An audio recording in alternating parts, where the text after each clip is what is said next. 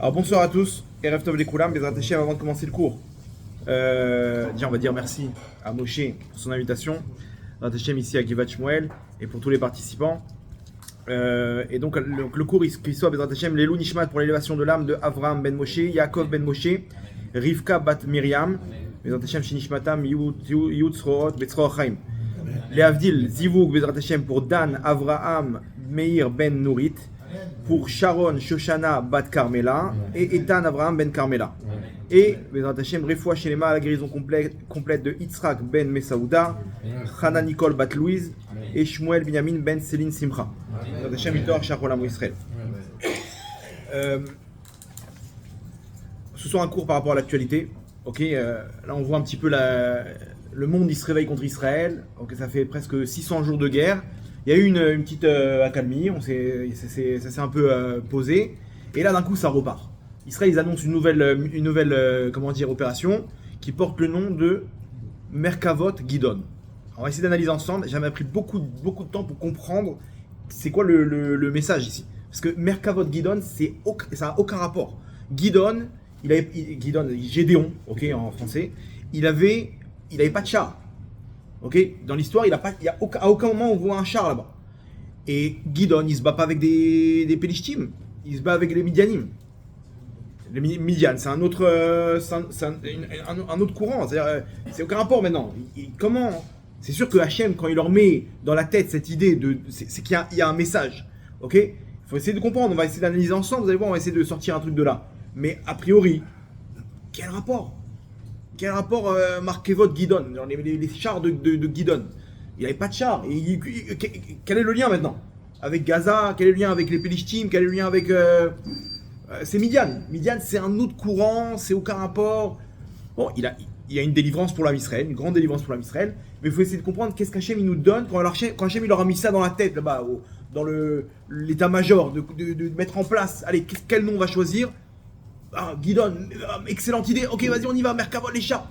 Quel rapport? Bon, ok, ils ont mis ça. C'est sûr que c'est pas pour rien. Derrière, il y a un message.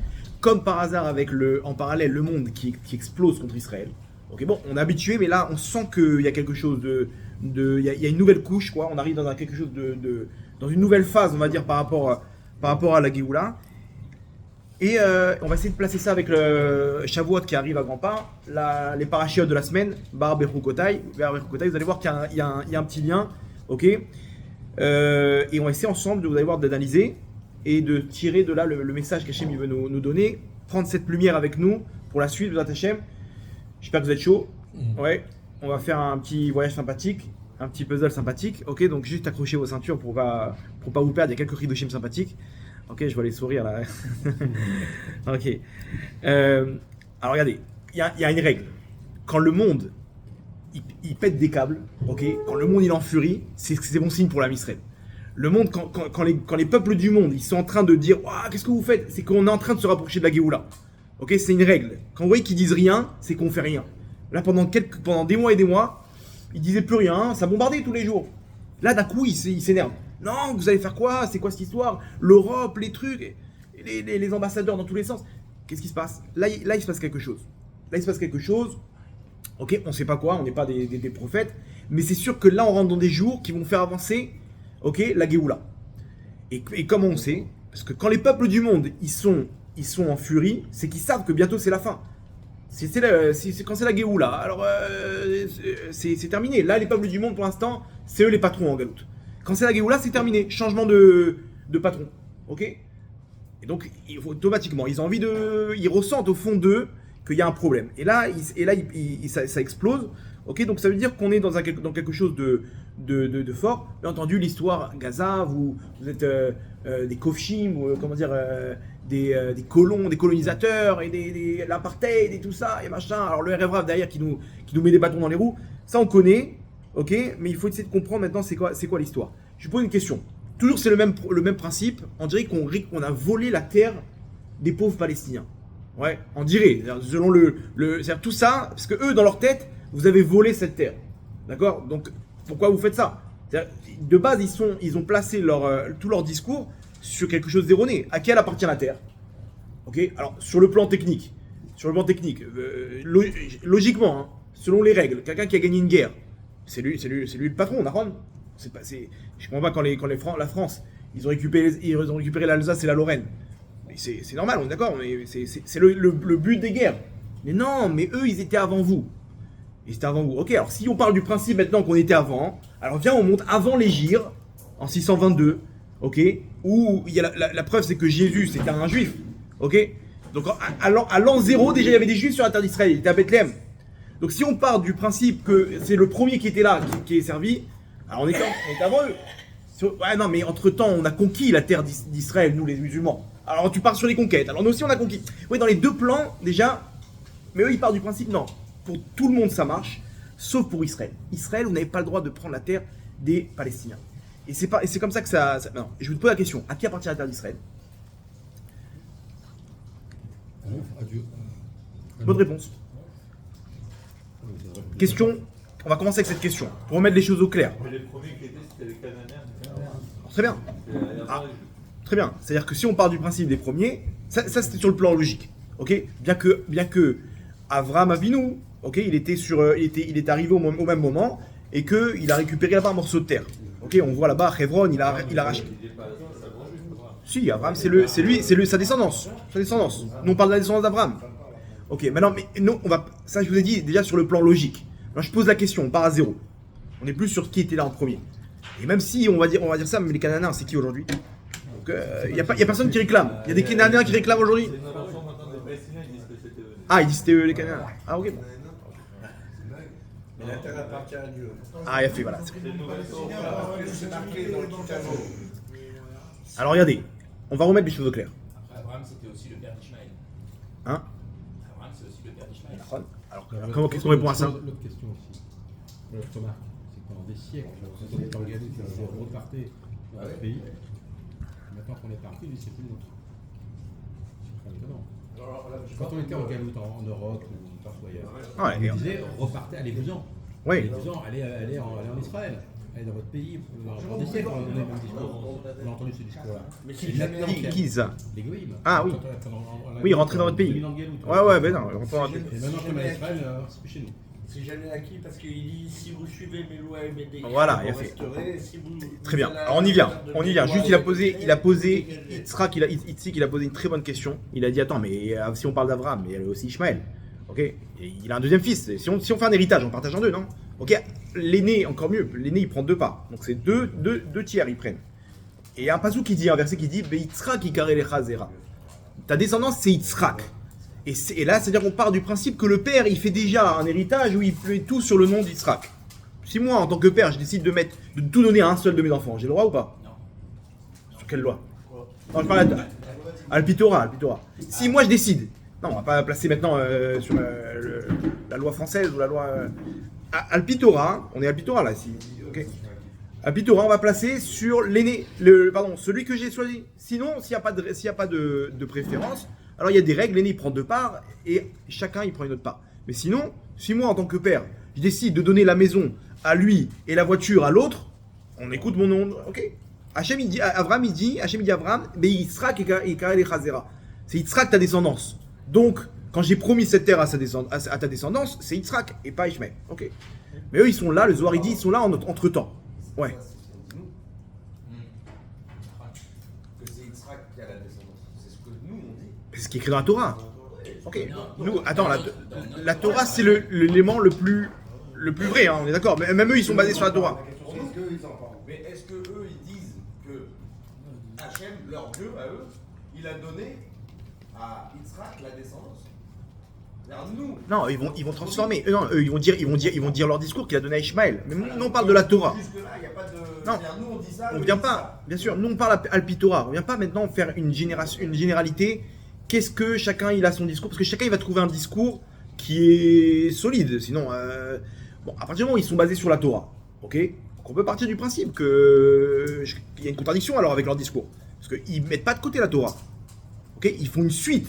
Il y a l'Ancien Testament, le Nouveau Testament, et après... Bref, bon, on fait la parenthèse pour les questions. On démarre par le truc, sinon on va partir dans tous les sens. Mais en tout cas, on va poser la question comme ça. À qui appartient la terre? Comme il a dit Moshe, la terre, elle appartient à Hachem. C'est écrit explicitement dans la Torah. on nous dit dans la paracha de cette semaine, ok, on nous dit comme ça, Ve'aretz lo timacher letzmitut. La terre, elle peut pas se vendre de manière, illimitée.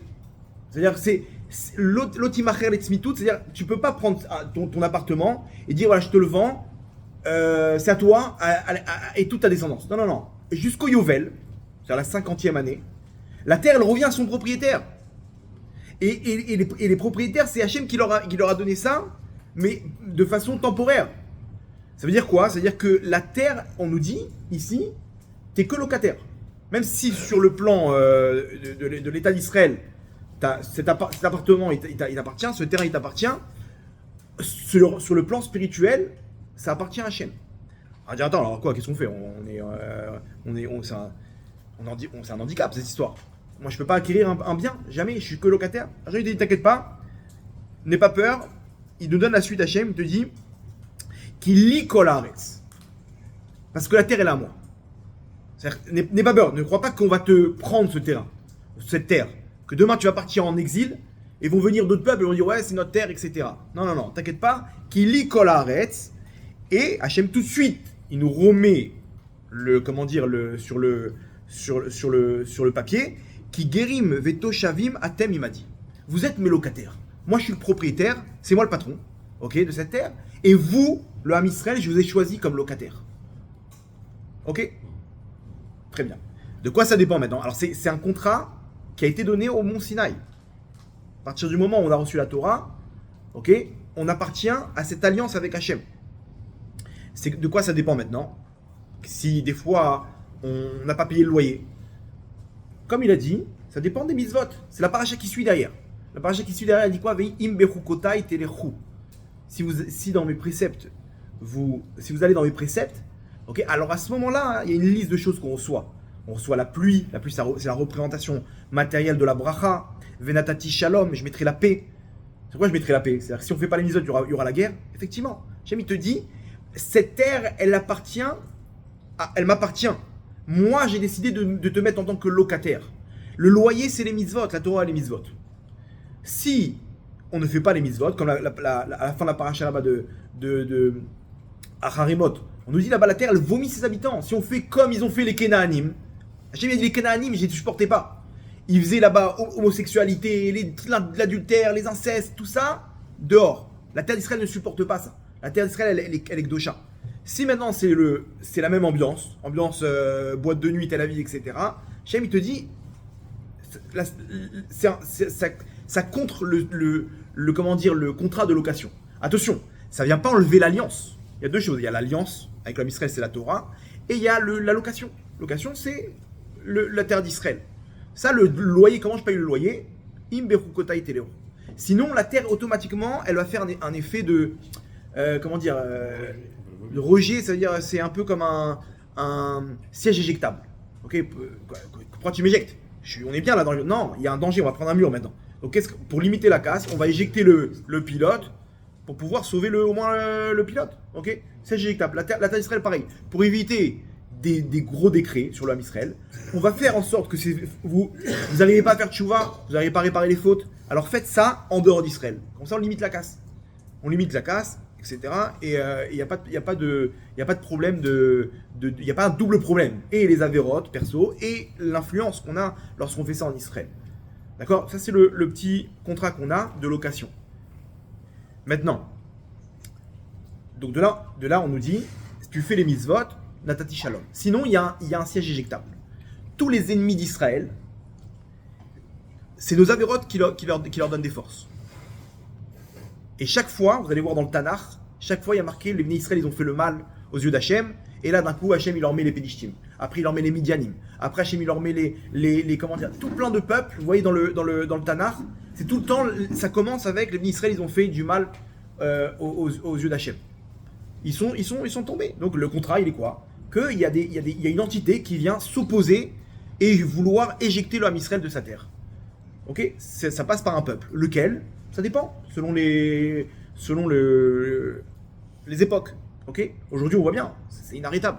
Ça s'arrête pas. On a fini avec guerre de 6 jours, ils reviennent les mecs, guerre de Kippour. C'est pas possible. C'est bon, on avez compris maintenant? Vous pouvez rien contre nous. Ah, les mecs qui viennent au Liban, ils débarquent. C'est bon, vous avez compris? Non, attentat, les machins. Première intifada, deuxième intifada. C'est bon, vous avez compris que c'est. Non, ils n'ont pas compris. Ils reviennent avec des cassas maintenant, des roquettes. C'est bon, dôme de fer, vous avez compris, c'est rien. Non, ils font des tunnels, les mecs. Ils viennent, truc des couteaux, les machins. On finit maintenant. On a l'impression qu'on a fini. Non, on va se débarrasser de l'Iran bientôt, Bezrat Hashem. Maintenant, qu'est-ce qu'ils annoncent? Non, la Turquie. La Turquie, c'est le nouveau défi. C'est une blague. La Turquie, ils sont encore plus forts que. Ok, ils n'ont pas la bombe nucléaire, mais ils vont avoir des F-35, les mecs. Ça rigole pas, ils ont des F-16. Ils ont des grosses. Interminables. L'Égypte, entre-temps, ils sont bien remplis les poches de trucs. On va jamais terminer. On terminera quand on sera dans le droit chemin. Veimberu kota itelechu, venatati shalom. Je mettrai la paix quand vous irez. Ça, c'est la règle de base. Maintenant, il y a une deuxième explication. Ok, ça, c'est l'explication classique. Réponse classique. À quelle appartient la terre d'Israël? À Hachem. Quand est-ce qu'on mérite d'être sur notre terre? Quand on va dans le droit chemin. Imberu kota itelechu, 3 petits points. Là, on va rentrer en profondeur. Ok. Deuxième explication, un peu plus profonde. Divrei Israël. Il dit, j'ai entendu le Rav. Comment il s'appelle? Biderman. Le Rav Biderman, il ramène au nom du Rav du Divrei Israël. Un grand Rav de la Chassidoute. Il ramène, c'est quoi Veimberu kota itelechu? Hachem, il dit ici dans mes lois, vous avancerez. Imberu kotai. Il y a les chukot d'Hachem, c'est quoi? Les chukot d'Hachem, c'est pas celle qu'on connaît que Kochi Votsamiadi. C'est ma force qui m'a fait réussir, c'est ma force qui m'a fait avancer, c'est mes moyens. Non, Hachem, il te dit, tu vas dans mes chukotai. Mes chukotai, c'est quoi? C'est Emouna. C'est que tu me fais confiance. La Emouna, c'est la force c'est un juif qui donne la force à Hachem, ok, de pouvoir permettre à Hachem de faire son plan de royauté divine. Comment ça marche? C'est chukotai. Hachem, il te dit, chukotai, c'est mes lois à moi. C'est quoi les lois d'Hachem? Hachem te dit, fais-moi confiance. Tout ce qui se passe dans ce monde, akol les tova. Il y a en on milevado. Il n'y a rien d'autre que moi. Il faut que tu ailles avec cette émouna là. Il faut que tu avances avec le bitachon. Israël, c'est une terre où on avance avec les chukot d'Hachem. C'est quoi les chukot d'Hachem? C'est akol les tova. Tout ce qu'Hachem y fait, c'est pour le bien. C'est émouna. Tu peux pas venir comme en France avec les allocations familiales, le PMU, comment ça s'appelle, le CMU, c'est RMI, voilà les trucs, CIA, RSA, ok. Bon bref.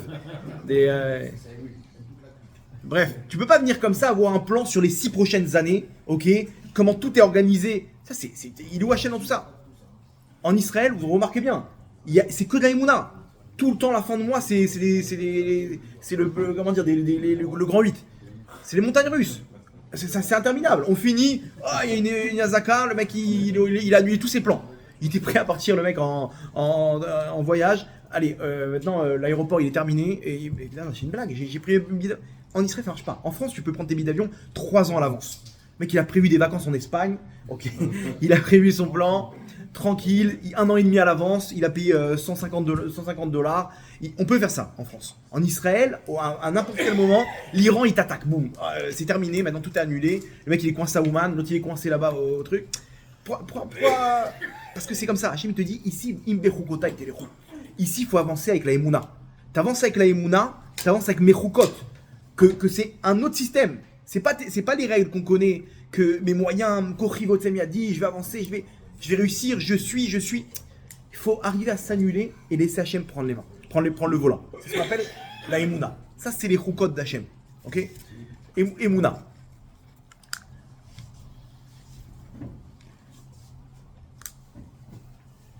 Il y a une autre paracha, la paracha de Balak, où il emmène Balak, il emmène Bilam, il lui dit peut-être que de ce côté-là, on va réussir à détruire Israël. Viens le maudire.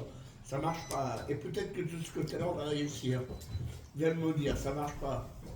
Donc c'est un peu l'acharnement à vouloir détruire Israël d'aujourd'hui. Tu as parlé de guerre des 6 jours, guerre de 73, ils voient qu'ils n'arrivent pas et ils essayent toujours de le faire. Mais entre-temps, ça fait mal. Il y a des milliers de morts et tout, donc c'est sûr qu'on a aussi une introspection à faire. Ok, donc vous avez compris, deuxième explication, Hachem te dit cette terre-là, elle marche, Imberu kota itelechu. Deuxième explication, c'est quoi? On a dit, ça marche avec la Emouna. Le divrei Israël, il ramène Bechukotai, Bechukot Shel Hashem, c'est Akol Letova, En On Milevado. Ok, faut pas s'inquiéter, faut comprendre que tout est entre de bonnes mains. Il y a un pilote, ok, dans cet avion. N'ayez pas peur, tout est sous contrôle. On part directement vers la Géoula et il faut juste attacher ses ceintures, d'accord? Comment on peut expliquer que le plus fort développement de construction immobilière en Israël, c'est à Tel Aviv? Ça contredit un petit peu ça. C'est-à-dire que Tel Aviv, ça ne représente pas forcément la Torah. Ça représente ceux qui sont censés être vomis par la terre. Et pourtant, c'est eux qui fleurissent en apparence, en tout cas. Il faut savoir si est-ce que cette abondance elle vient d'Hachem, de la Gdusha ou des forces du mal.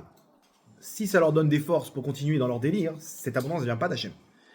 De réussir dans la high-tech, ça ne veut pas dire que ça vient d'Hachem. C'est pas ça forcément le chiffre qu'Hachem dit que. La terre va les vomir, ça va mal finir Tel Aviv, ça veut dire.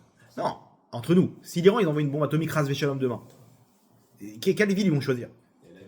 Pourquoi pas Yerushalayim?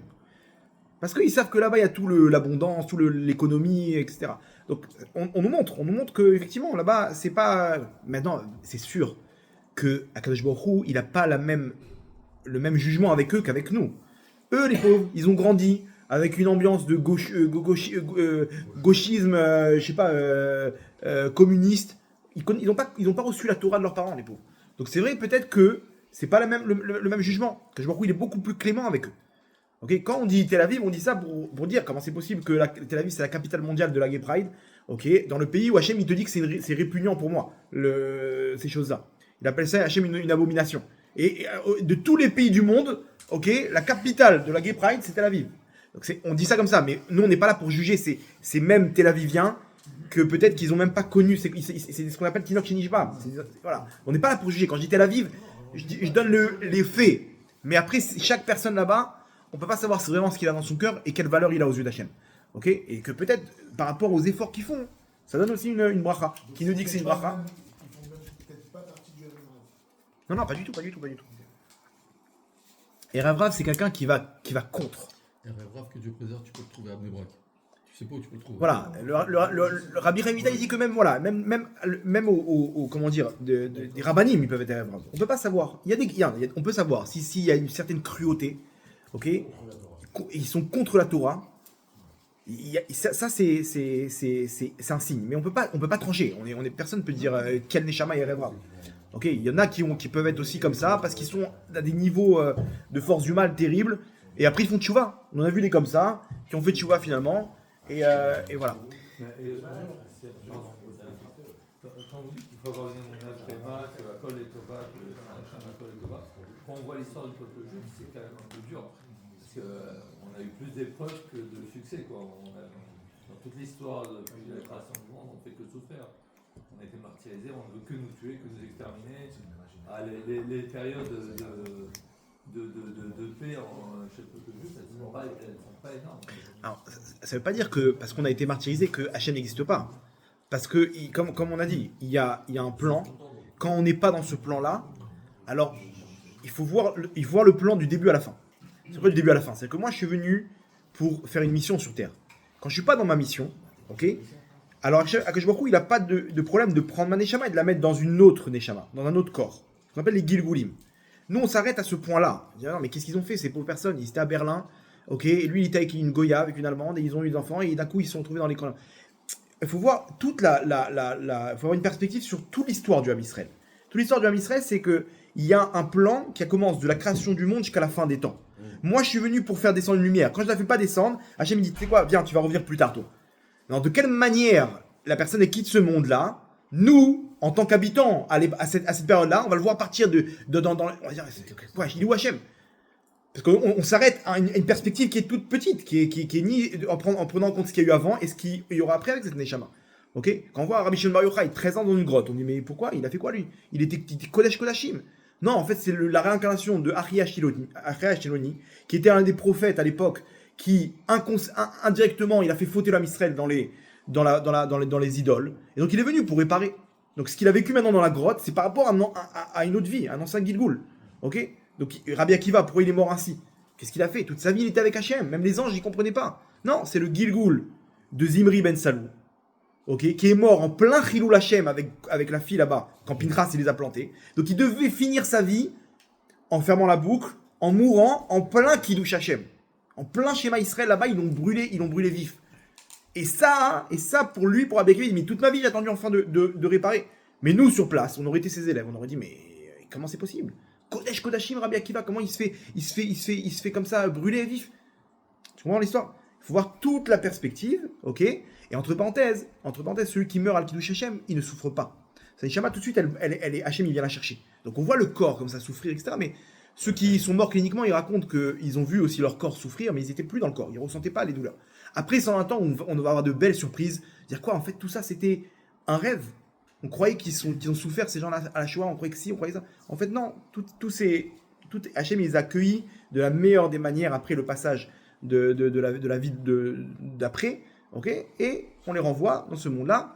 Et après, il y a l'éternité. Tu as fait tes preuves. Tu t'es battu pour Hachem, tu reçois l'éternité. Ok? Viens, maintenant, on se place dans tous ces gens qui sont Gan Eden aujourd'hui. Il y a Rabbi Akiva, il est mort comme ça, David Ameller comme ça, ça n'a plus de valeur. De quelle manière il est parti? On voit la lumière de notre Neshama. Qu'est-ce qu'il a fait pour Hachem? C'est ça qui reste à l'éternité. Ok? Alors, comment, qui, combien de fois il est venu dans ce monde-là? Après, c'est des détails. Ok? C'est bon? On continue. Donc, on a dit par rapport à la Emouna, d'arriver dans les Chukot d'Hachem, c'est ça qui nous donne cette force dans la terre d'Israël. Vous allez voir que c'est exactement ce qui s'est passé avec Gidon. Ok, maintenant on va rentrer dans l'histoire de Gidon. Gidon, l'histoire, elle est incroyable. Lui, il est... Alors regardez, je vous donne juste l'introduction. Dans quel contexte on se trouve à l'époque de Gidon? On dit comme ça, Vayasu, Bene Israël, Ara, Bene Hashem. Ça commence comme ça. C'est-à-dire les Bene Israël, ils sont sur leur terre, et ça part dans tous les sens, les idoles, les machins et tout. Vaïtenem Hashem, Beyad Midian, Sheva Shanim. Vous avez vu qu'Hachem, il décrète maintenant. 7 ans, ils vont être entre les mains de Midian. Entre parenthèses, c'est sûr que c'est exactement ce qu'Hachem y fait. Que aujourd'hui, va Yassou ben Israël arabe et Hachem, va Itna Hachem, Beyad, les Palestiniens, ou Beyad Mitzrim, Beyad Iranim. C'est comme ça dans le truc. Combien d'années? On ne sait pas. 20 ans, 10 ans. Ça, c'est exactement tout ce qui se passe dans le Tanakh. Ça n'a pas changé. Ce qu'il y avait, c'est ce qu'il y aura. En Chadash Tarat Hashemesh. Il n'y a rien de nouveau. C'est un cycle. Les choses reviennent. Donc, l'homme Israël, il est là, sur sa terre, il fait des fautes. 7 ans, Hachem décrète, ils vont être entre les mains de Midian. Vata'oz yad Midian à l'Israël, donc ils ont dominé avec une main forte. Mipene Midian à Soulaim Bene Israël est à Minarot Asher Be'arim. Écoutez bien ça. Les Bene Israël, ils avaient tellement peur des Midianim qu'ils ont dû faire des tunnels. Ça vous rappelle rien, ça? Nos ennemis, ils font des tunnels aujourd'hui. Ok, et c'est exactement ce que nous on a provoqué au Hamas.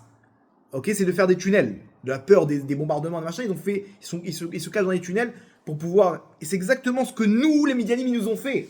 Tellement qu'ils avaient peur, les Israël, ils ont dû se cacher dans des tunnels. Minarot, Asher Be'arim, Ve'al Me'arot, et dans des grottes là-bas, etc. Vaya. Ok, ça c'est l'introduction. On se retrouve dominé par un peuple terrible qui s'appelle Midian. Là-bas, Hachem, il dévoile à Gidon son rôle en tant que juge. Il dit L'er bekochachaze leoshata et Israël mikaf Midian. Va avec cette force-là. Alors, c'est quoi cette force-là? Avec bekochachaze. Dis-nous, donne un détail. Non, on va voir c'est quoi cette force-là. Et va libérer l'homme Israël. Maintenant, ça y est. Hachem, il donne le pouvoir au Ham Israël de sortir de leur galoute. Il y a un combat. Ils se réunissent Midian et avec eux un autre peuple. Je cite, donc on est Shoftim Perek Zain, chapitre 7, verset 33. Vechol Midian va Amalek ou Bnei Kedem, donc tout Midian et le peuple d'Amalek. Ou Bnei Kedem Nesfu Yardav, ils sont réunis ensemble. Vayavru, Vayachanu, Behemek Israël, ils sont réunis là-bas pour attaquer Israël. Midian, avec eux, Amalek. Vous allez voir que ça rejoint, on ne sait pas c'est qui les Palestiniens aujourd'hui. Mais ce qui est sûr, c'est que s'ils ont une haine autant d'Israël, c'est peut-être qu'ils ont des sources d'Amalek.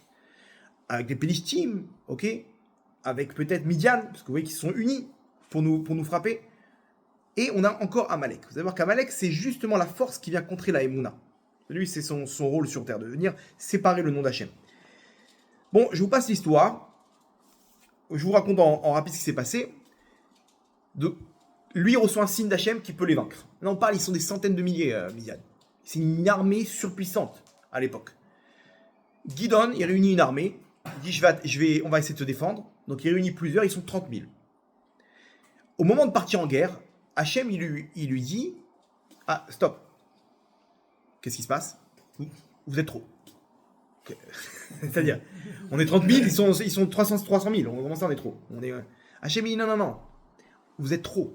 C'est que là, maintenant, vous allez voir, on bifurque dans le deuxième interprétation.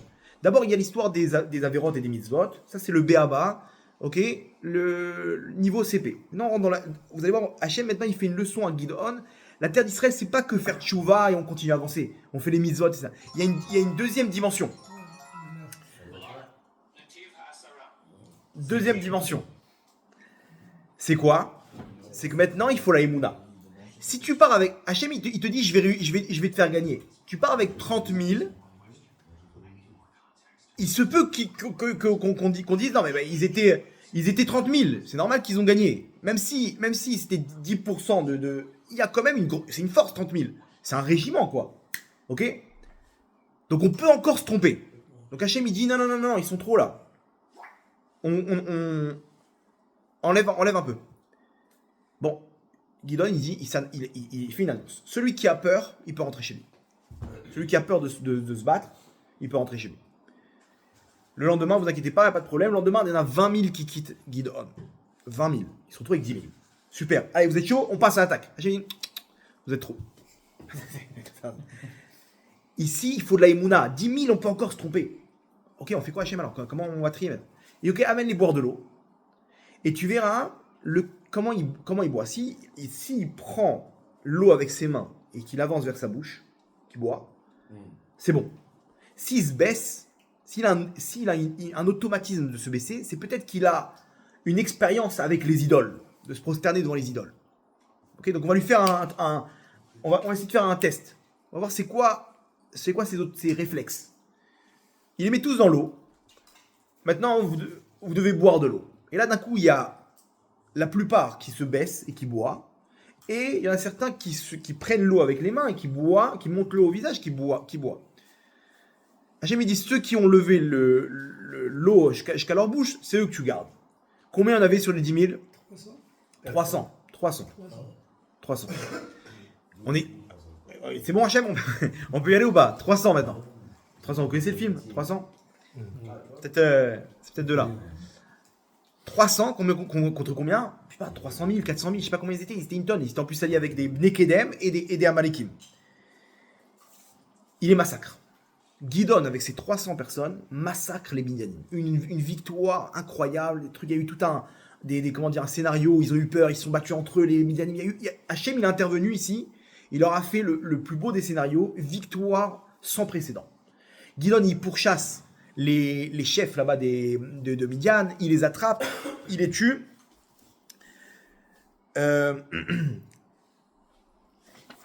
Et là, on nous dit comme ça, regardez bien, regardez comme c'est fort. Vaya comme Gidon, vaya Harog et Zevar Vetsalmuna. Il a tué Zevar et Tzalmuna, c'était les deux chefs restants de Midian. Vaikar et Saharonim. C'est quoi les Saharonim? Asher Betsavari Gamaleem, qui étaient sur leurs chameaux. C'est quoi? Ils avaient une lune en or. C'est le symbole de qui, la lune? L'islam. Ok. Les Midianim, leur symbole, c'était la lune. Ok. Pas pour rien qu'on dit ça. Et on nous dit, donc, il les a tués, etc. Voilà, on a gagné l'histoire. C'est terminé. Ça, c'est la victoire de Gidon. Ok. Vous avez vu qu'au début, il y a une histoire de tchouva, de faire tchouva, d'aller dans le droit chemin. Hachem dit, c'est bon, je vous donne la délivrance. Mais une fois qu'on va pour se fighter, Emouna. C'est-à-dire le combat maintenant de Gidon, c'était pas par sa force. C'est pas Shimshon, où Shimshon, on parle de sa force. Il attrape un lion, il a découpé en deux, etc. D'ailleurs, au départ, c'était Shimshon qui avait été choisi. Ils ont refusé. C'est-à-dire? Ah oui, j'ai entendu, ouais. Ouais, ça avait l'air plus logique, parce que c'est Gaza. Apparemment, parce que comme il est mort là-bas, ils ont eu peur de... Genre, voilà, on va aussi délivrer le Ham Israël avec la mort de nos soldats. Donc, Donc ils ont choisi Gidon. Donc Gidon, c'est-à-dire quoi? Pour nous, quand on entend Gidon, c'est la Emouna. Il a réussi à vaincre les ennemis d'Israël, les Amalekim, par la Emouna.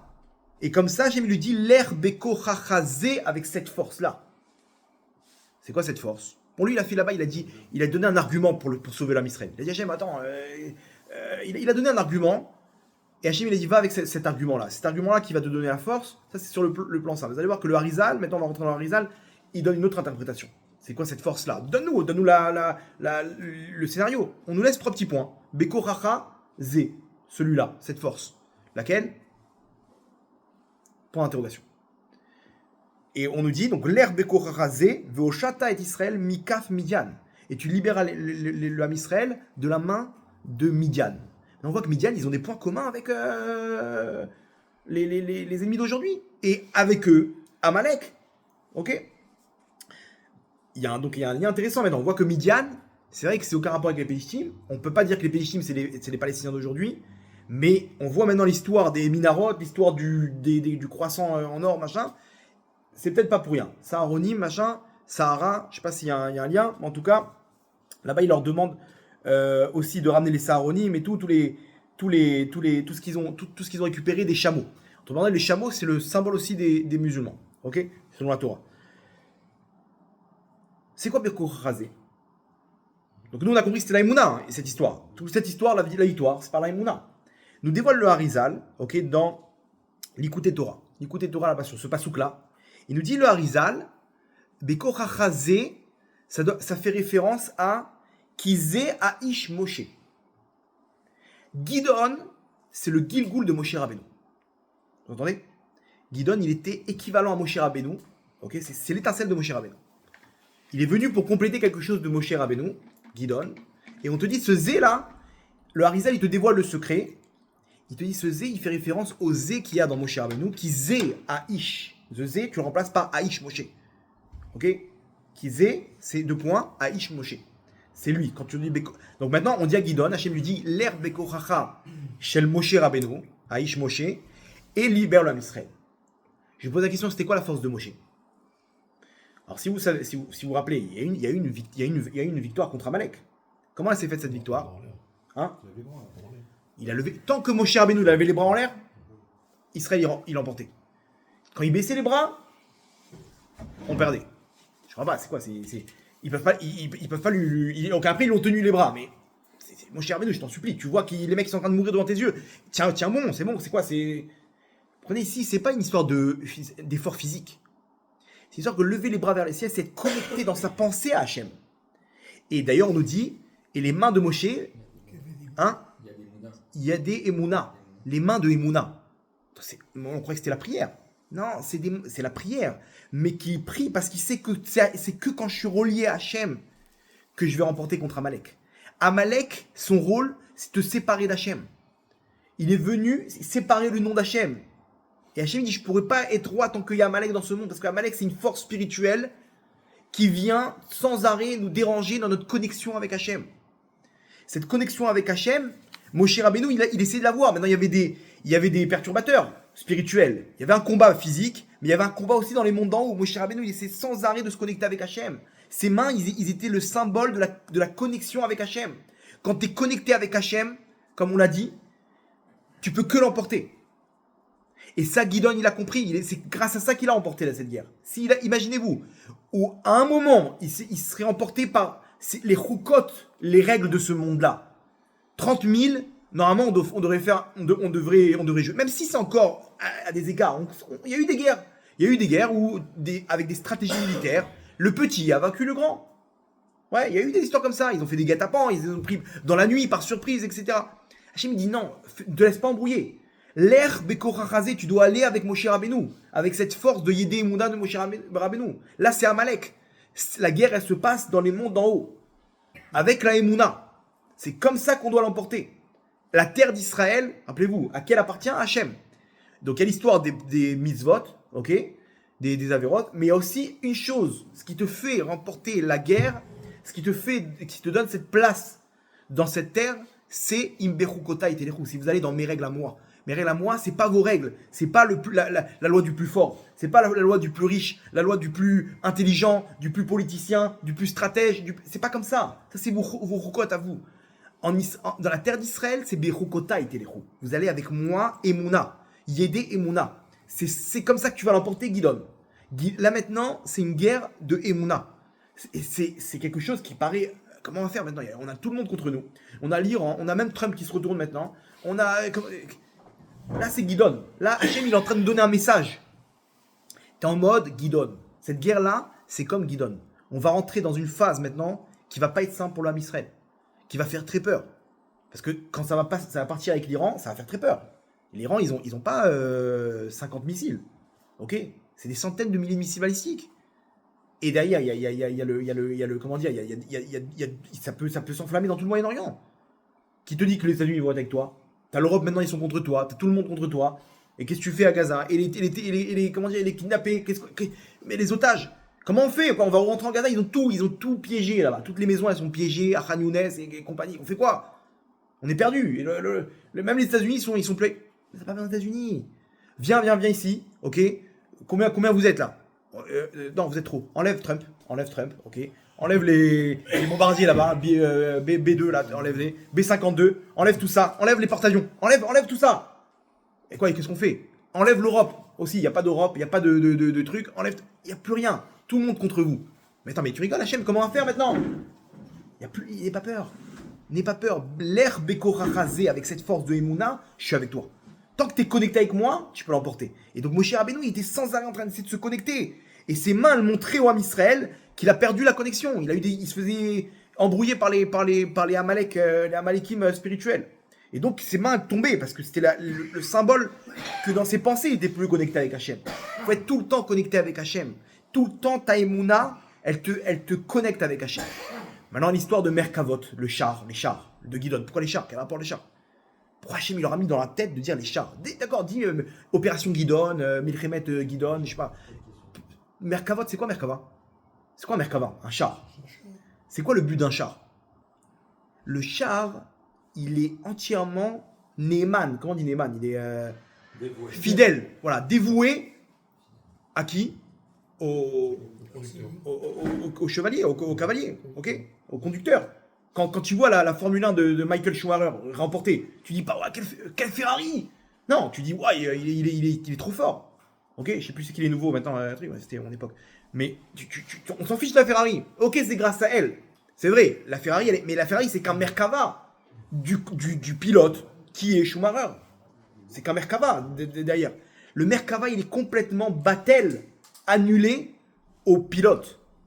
Nous, il faut qu'on soit exactement Merkava la Shrina. Merkava la Shrina, c'était complètement annulé à Hachem. Dans la mesure où Hachem, il te dit, va à droite, mon fils, tu vas à droite. Va à gauche, tu vas à gauche. Quoi, mais attends, mais je croyais que c'était là le... Non, il faut être flexible. Il faut être un Merkava. Merkava, à quel niveau? Pas t'annuler et ne plus exister. Non, tu dois avoir ta mission sur Terre. Tu dois t'affirmer. Tu dois pas te laisser embrouiller. Maintenant, l'autre, il dit, viens, on va en bas de... Non, je m'affirme. Mais attention, au niveau Emouna, tu comprends pas. Tu sais pas comment ça marche. Je suis un Merkava, Hachem. Tu m'amènes à droite, tu m'amènes à gauche. Maintenant, il faut déménager. Je te fais confiance. Si tu t'inquiètes, c'est que tu n'as pas confiance. Si tu as peur, c'est que tu n'as pas confiance. Juste une question. Ouais. Pourquoi tout ça? C'est quoi? Pourquoi, en fait, il a envoyé 30 300 soldats? Il a vu qu'ils avaient la Emouna, ils étaient 300, ils ont été.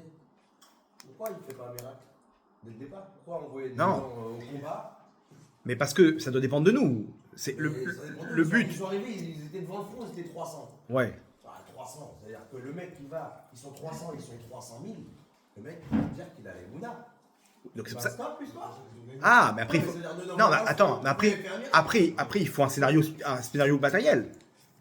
C'est quoi stop? Hachem il a mis des règles dans ce monde-là. Il veut nous donner la délivrance entre nos mains, mais l'intervention c'est sûr qu'elle est d'en haut. On va faire quoi? Un tsunami? On va non, Hachem il veut quand même que ça reste selon les règles de la nature. Ok? Pourquoi? Pour que après les générations suivantes elles vont avoir le libre arbitre. Elles peuvent dire, bah attends, qui te dit que s'il y a un tsunami, Hachem il est intervenu, il n'y a plus de libre arbitre. Alors je sais que c'est Hachem qui fait tout. Non, Hachem il peut nous laisser place à l'erreur, que ça peut être une victoire, parce qu'on a été stratégique, on peut encore... Mais là, il voulait qu'Hachem utilise la Emouna. Si on utilise la Emouna, c'est là-bas qu'on l'emporte. Mais maintenant, comment ça se finalise? Ça doit se finaliser par les règles de ce monde. C'est quoi les règles de ce monde? C'est le scénario matériel, avec la victoire, en passant par la guerre, malheureusement. Ok. Donc, on disait que quoi? On disait que la Emouna, c'est ça ce qui me permet de me connecter avec Hachem. Quand j'ai la Emouna, je suis Merkava Hachem. C'est-à-dire, je suis dirigé par Hachem. Je sais que c'est pour le bien. Hachem me mène là-bas, je fais Maïshtadlout, ok, ça marche pas, c'est qu'Hachem il veut que je sois là-bas. Donc, ça a rien de s'interposer. Il faut à ce moment-là s'annuler dans la mesure où Hachem, je te suis. Là où tu m'amènes, c'est la meilleure des choses pour moi. Akol et Tova. Si tu as décidé que je vais là-bas, c'est que c'est cette femme que tu as mis sous la roupa avec moi, c'est la meilleure des choses pour moi maintenant. Ces enfants-là, c'est la meilleure chose qui puisse m'arriver. Dans tel appartement, avec de la moisissure, c'est la meilleure des choses. Si nous, on pouvait être à la place d'Hachem, on n'aurait pas fait un meilleur scénario. Alors il y a des règles. Si on connaissait maintenant notre Gilgoul, le pourquoi du comment, on verrait comment on est venu avec quelque chose de précis dans ce monde. Regardez, Hachem, pendant 7 ans, il a décrété. Si on pouvait voir ce qui se passait dans les mondes d'en haut, on aurait vu Hachem, il a décrété comme ça, avec la guerre de Kippour, c'était décidé le 7 octobre. Tout ça, c'était décidé. Qui, quoi, comment, pourquoi lui, il s'est retrouvé là-bas dans cette fête, et lui, il s'est retrouvé habité là-bas, Kfaraza, alors qu'il habitait de bas. Il n'y a rien au hasard. Lui, il devait partir comme ça. Il devait être là-bas et partir comme ça. Et lui, il devait pas être là, donc Hachem, il a sorti de là-bas. Et comme ça, écoutez cette histoire que j'ai entendue à Ashdod, il y a eu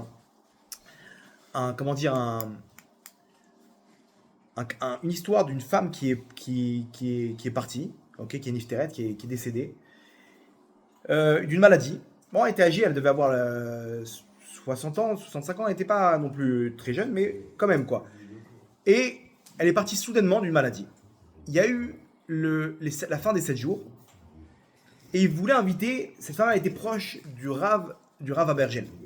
Le Rav Chaim Yosef Achida, le Rav Achida Abergel, c'est ceux qui connaissent, de Netivot, a été très proche de lui. Et ils ont demandé à la famille que le Rav il intervienne pour la fin des Shiva, il intervienne faire un cours de Torah. Le Rav il a dit j'ai un cours ce soir-là, ça va être compliqué pour moi de faire un détour à Ashdod. C'était Ashdod l'histoire. Bon, il était un peu déçu, mais bon, on s'est pris un peu à la dernière minute, El Malasot. Le jour de l'Askara, le Rav il va à son cours, et sur la route, il s'endort. Il somnole comme ça, il s'endort quelques minutes, et il voit en rêve cette femme, qui vient le voir en rêve, et il dit que Vodarav, pourquoi vous venez pas à Maskara, au Shiva?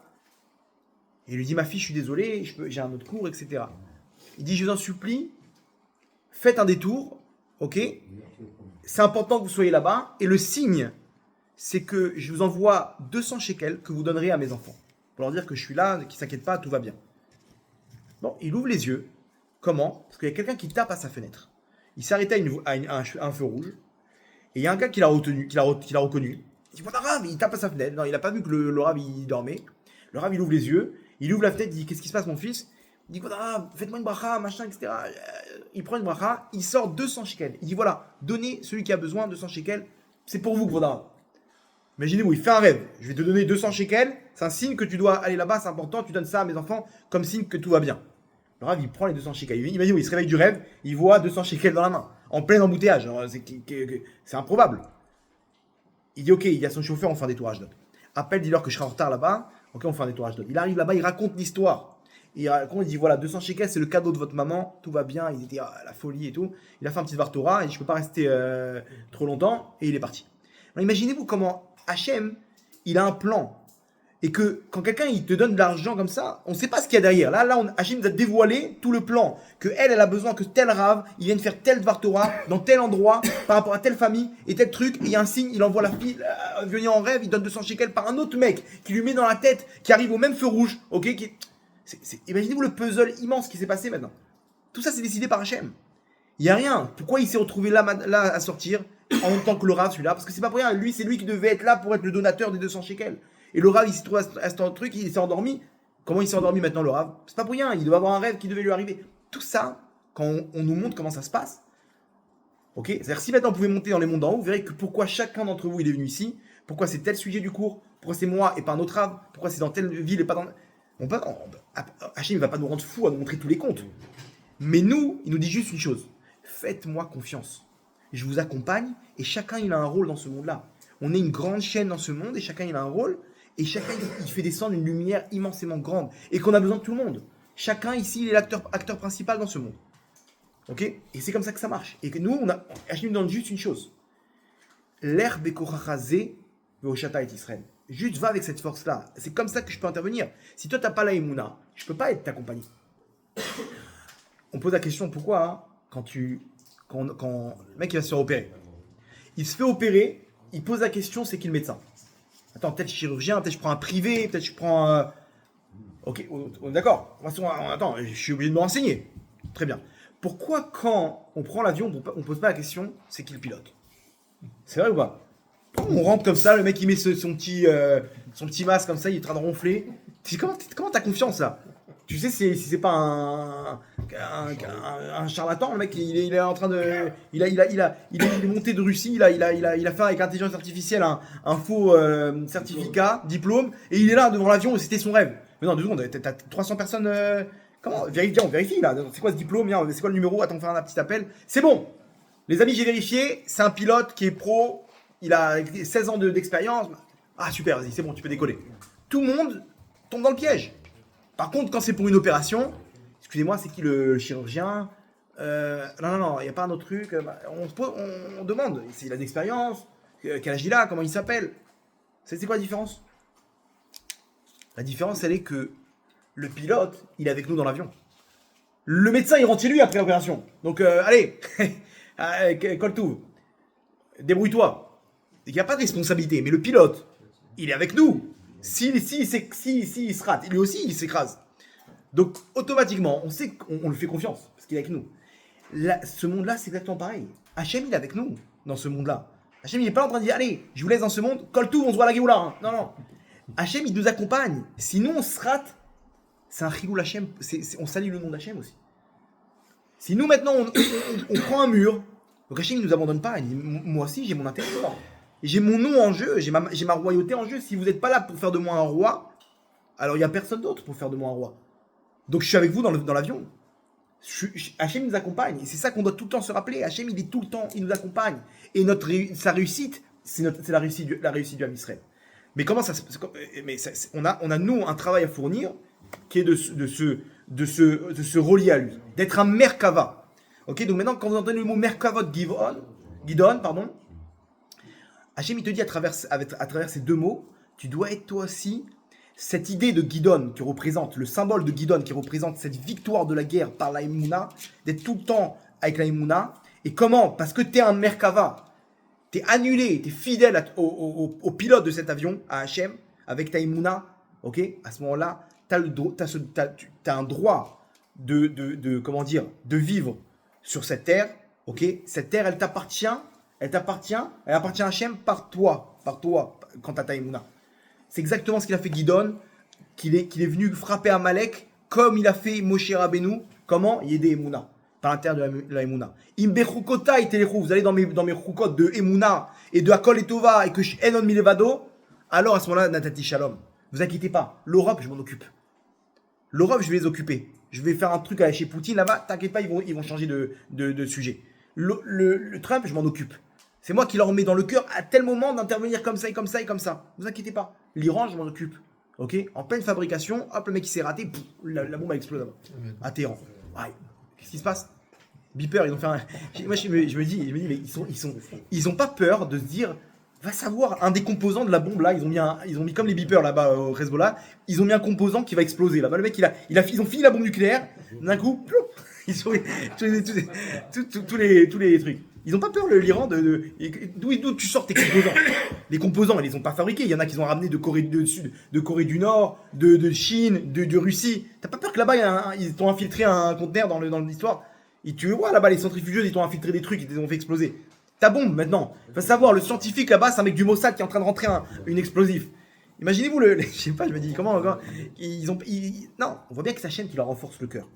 Hachem il est là, mais Hachem de la même manière, il peut se débarrasser d'eux en un instant. Et si on n'est pas avec Hachem, on continue à aller dans le truc de Kori Votsamiadi, de nos Avérotes et compagnie. Hachem demain, il va prendre l'Égypte, il va prendre la Turquie, Razvé Shalom. Et alors qu'est-ce qu'on fait? Natati Shalom, c'est Imberugota et Telechou. Donc on a les 2 Pérouchim. Maintenant, dans la paracha de Béar, de la même page de la semaine. Hachem nous dit une chose. Il nous dit comme ça que l'histoire de la Shemitah, tout le monde connaît. Il dit quand va venir la 6e année, si vous posez la question Manouchal Bashanaï, qu'est-ce qu'on va manger maintenant? Imaginez-vous, faites le plan. On est la 6e année. Hachem me dit la 7e année, tu touches pas, c'est à moi. Elle revient à la terre à son propriétaire. Très bien. Donc, maintenant, tu dois la 8e année récupérer ta terre et tu vas planter tout de suite. Il y a un temps pour planter. C'est quand? C'est au moment de Pessah, tu plantes. Le temps que tu récupères, donc on est là, on est dans la 8e année, vers la fin de la 8e année, vers la mi-8e année. T'as récupéré, toi, la 6e année, la récolte, qui va te durer pour cette année-là, la 7e, et une partie de la 8e. Alors, si c'est le Yovel, t'as encore une autre année, en plus. Question logique. Comment on va faire? Je sais pas, c'est pas... Qu'est-ce qu'on va bouffer? On va faire quoi, là, maintenant? Le mec, il a son stock de pommes de terre. Ok, ça, c'est 3 ans, mon sadique. Ok, question légitime, juste Hachem, j'accepte ta Torah. Mais techniquement, je fais quoi maintenant là? Je fais quoi? Hachem, il a prévu la question. Il dit, si vous posez la question, Manouchal, qu'est-ce qu'on mangera à ce moment-là pendant ces 3 ans? Alors, Az, Tsiviti et Birkati. Hachem te dit, t'inquiète pas, tu poses la question, je mettrai ma bracha. N'aie pas peur. Tu poses la question, sache qu'il y aura la bracha. Le Rabbi Noam Elimelech il pose une question énorme. Il dit, si je pose pas la question, moi. C'est quoi cette histoire? Eux, ils ont posé la question, ils vont recevoir la bracha. Moi, je pose pas la question, je suis entièrement avec toi, Hachem. 100% Emouna, je vais pas avoir la bracha. Raisonnement classique. Ok? Eux, ils posent la question, vous inquiétez pas. Cette question-là, elle déclenche la bracha. Moi, je pose pas la question, j'ai la Emouna, j'ai pas la bracha. Écoutez bien la réponse de Rabbi Noam Elimelech. Il dit, non, eux, quand ils posent la question, ils font sauter la bracha naturelle que l'homme Israël, quand sur sa terre, il est connecté avec Hachem. Un juif, il est connecté à Hachem, il est Merkava à Hachem. Quand est-ce que tu perds ta bracha? Quand tu poses la question, quand tu manques d'Emouna. Pourquoi tu poses la question? Parce que tu n'as pas d'Emouna. Tu es en train de dire, tu es dans tes roukot à toi. Mais roukot, mais les règles, c'est quoi? C'est quand des pommes de terre, ils ne vont pas tenir 3 ans. Donc tu poses la question. Hachem il te dit non, tu vois là tu es dans tes choukot à toi. Vous allez dans mes règles à moi, qu'il n'y a pas de règle avec la Emouna, que tout est possible, qu'Hachem il ne lui manque pas de scénario. Ok? Alors à ce moment il n'y a pas de question. Tu poses la question, c'est que tu manques d'Emouna. Quand tu manques d'Emouna, nous dit Rabbi Noam Elimelech, tu fais sauter la bracha. Ton manque d'Emouna, il te déconnecte d'Hachem. Oui, mais attends, mais je fais toutes les mitzvot, Hachem. C'est super, mais quand tu n'as pas la Emouna, il te manque le principal. Le principe, c'est de passer au-dessus. Il y a des gens aujourd'hui, ils font toutes les mitzvot. Hachem, il te dit, mais si t'as pas la Emouna, t'as rien à faire sur cette terre. C'est pas ça. C'est le but des mitzvot. C'est pas de faire des Jeux Olympiques, de marquer le maximum de points. Le but des mitzvot de la Torah, c'est pour te connecter à moi.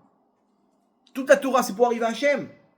Et où ça se déroule, ce plan de mariage entre Hachem et le Ham Israël? En Israël. Pas à Jean-les-Pins. Pas à Deauville. C'est en Israël, Rabotai. C'est là qu'on se trouve avec Hachem, le plan divin, il se retrouve avec Hachem en Israël, à Yerushalayim, avec le 3e temple, Bezat Hachem. Mais ça, pour ça, Hachem, il te dit, le but des mitzvot, Asher ki deshanu be mitzvotav. Les mitzvot, c'est pour te sanctifier. Et comme moi, je suis kadosh, quand tu te sanctifies, toi et moi, on se connecte. Tu dois être merkava la shrina. Hachem, il a marqué, un des buts de ce monde, c'est Itava la kadosh baruch hu liot lo dira batartonim. Hachem, il veut une place dans les mondes inférieurs. Il veut être à l'intérieur de toi. Asuli migdash veshachanti betocham. Faites-moi un sanctuaire, je résiderai en vous. Hachem, il veut cette proximité avec l'homme Israël. Il veut qu'on lui donne une place. Mais quand je pose la question, je dis à Hachem, attends, reste de côté s'il te plaît. Là, laisse-moi dans mes règles. Dans mes règles, si j'ai pas de parnassa, maintenant je peux pas planter, je suis en l'air pendant cette année. Donc je fais quoi, Hachem? Là, Hachem, il te dit, je peux plus t'aider. Parce que si je viens maintenant t'aider, je te mets la bracha, ça va toucher ton libre arbitre. Tu vas avoir la Emouna parce que je te l'ai donné. Et le but, c'est que ça vienne de toi, cette Emouna. Mais là, en l'occurrence, lui, il a fait la mitzvah de Shemitah. Donc, nous dit Rabbi Noam Elimelech, normalement, il doit faire sauter la bracha avec sa question. Mais comme il fait la mitzvah de Shemitah, alors Hachem, cadeau, Siviti et Birkati. Je te remets la bracha. Mais ils disent pas comment on va faire. C'est Hachem, comment on. Manouchal, c'est quoi Manouchal? Comment on va manger? Oui, comme un mais Nouchal, Il s'adresse à Hachem. Hein? Il s'adresse à Hachem. Oui, mais cette question, elle montre quoi à l'intérieur de lui Ouais. il lui manque de la émouna par rapport à quel scénario Hachem va trouver maintenant. Il est dans ses roucottes à lui. Hachem, il peut trouver un autre scénario. Il peut t'amener un mec comme ça, de nulle part, qui vient avec. Il trouve il t'amène un trésor, regardez-moi ça. Hop, le mec, il est parti, il s'est fait assassiner. Tu restes avec le trésor dans les mains.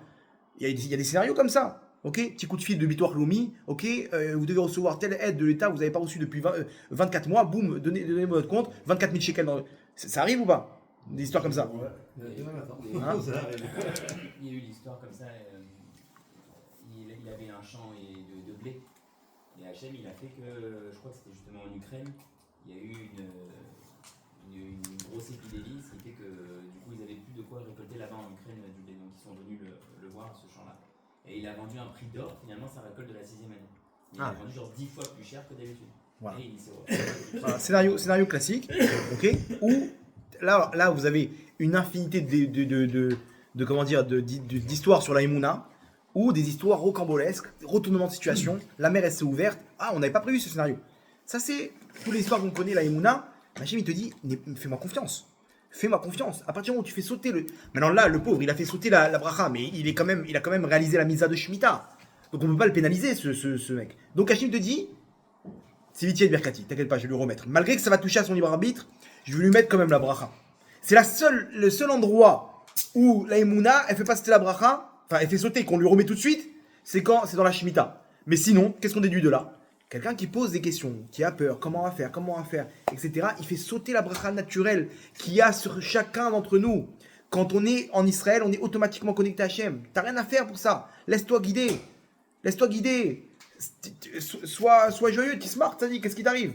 Tout est entre de bonnes mains. On appelle les shratzim, les animaux impurs. Les reptiles, on les appelle les shratzim. Pourquoi les shratzim? Dis-moi, des reptiles, on les appelle les shratzim. Les shratzim, nous disent nos sages, sheratzim, qui court. Quand quelqu'un il court, ça montre qu'il a, ça vient de lui, les choses. Quand quelqu'un il sait t'inquiète pas, il y a un balabaï dans ce monde-là, il y a un patron dans ce monde-là. Pourquoi tu cours? Tu crois que tu vas recevoir plus? Tu crois qu'en cours, tout est prévu. Détends-toi. Zen, sadique. Zen.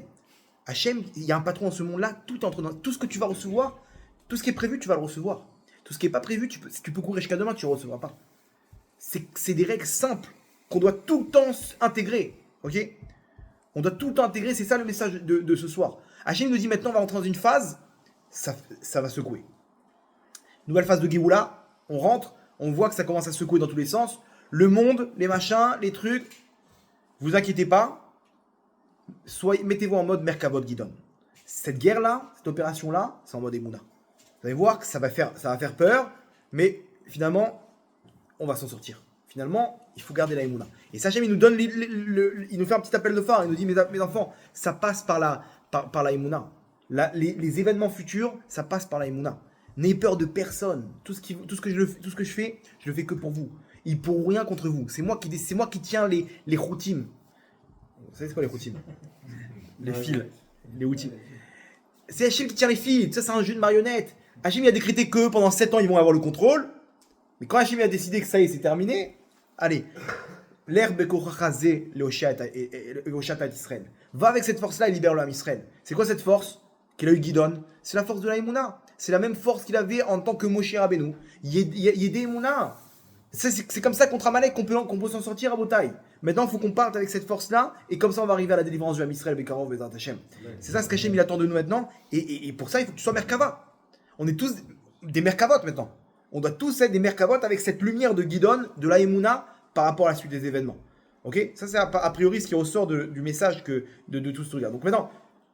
Est-ce que la problématique aussi aujourd'hui, on est en 5785, on est de plus en plus loin de la dernière révélation sur Terre finalement d'Hachem. On s'éloigne de plus en plus de la dernière fois où On s'en rapproche de plus en plus. on s'en rapproche. Ok, d'accord, mais Ça dépend on est très loin finalement par rapport aux autres générations. Et donc on peut comprendre aussi que les Neshamot soit peut-être moins sensible À la Emouna. à la Emouna, et parce que ça fait très longtemps qu'on n'a pas vu un miracle de nos yeux, même si on en voit tous les jours. Justement. En vrai, C'est ça. on en voit tous les jours, mais néanmoins, un miracle où Hachem fait un scénario exceptionnel, voilà, on Alors, n'a pas vu. Et là, c'est vrai que le scénario qui arrive, Voilà. il est quand même bien C'est flippant. C'est clair. Mais genre, justement, il faut savoir une chose. Que la chose qui est dure pour toi, c'est justement la chose qu'on attend de toi. Moi, hein, je veux créer chez toi une force. Ok? Le biceps. Je veux créer ce muscle. Comment je vais faire? Je vais te mettre un poids. Et toi, tu vas t'interposer. Et donc, le biceps, il va automatiquement se former. Ok?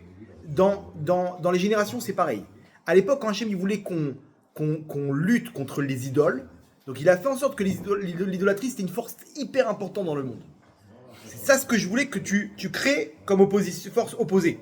Donc je suis obligé de mettre une force qui va te permettre à toi de créer de l'intérieur une résistance. Très bien. Aujourd'hui, justement, ce qui est le plus dur, c'est la Emouna. Pourquoi? Parce qu'on n'a pas tous ces miracles. Moi, donne-moi Baba Salé, je vois des miracles. C'est bon, j'ai la Emouna. Non, on veut que ça vienne de tes tripes.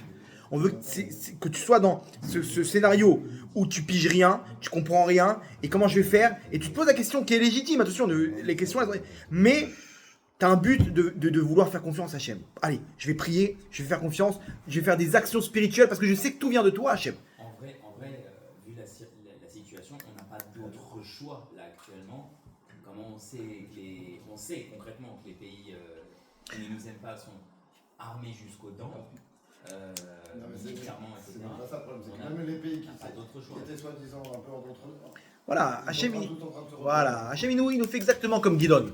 Il nous enlève, on dit 30 000, on s'est retrouvé à 300. On était Guidon, c'était un prophète. un chauffette, un juge, mais il recevait des prophéties d'Hachem. Vous avez dit qu'Hachem s'était adressé à lui. Ouais. Au début, il s'adressait à lui par l'intermédiaire d'un ange, et après, Hachem, il s'est directement adressé à lui. De quelle manière? Apparemment, il était prophète. Ok?